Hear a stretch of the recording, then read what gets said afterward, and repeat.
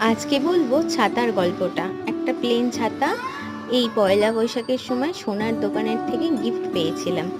তো ভাবলাম একটু কলকা করে নিই। এটাকে নিয়ে হাফ যখন কমপ্লিট হয়েছে সুন্দরবন নিয়ে চলে গেছিলাম। পুরোটা তখনও কমপ্লিট করে উঠতে পারিনি, কিন্তু একটা ভিডিও তো বানিয়ে নিয়ে চলেই এসেছি। কেমন লাগছে তোমরা বলো।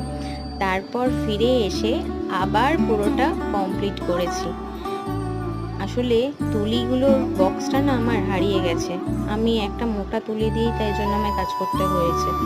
কি করব, সেই বক্সটা খুঁজেই পাচ্ছি না। এবারই ওবারই চক্করে না কোথায় যে ঢুকে গেছে খুঁজে পাচ্ছি না।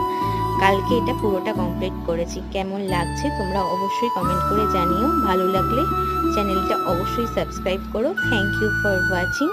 সবাই ভালো থেকো, সুস্থ থেকো, আমার পাশে থেকো। আজ তবে আসি, টাটা। জানিও কিন্তু কেমন হয়েছে।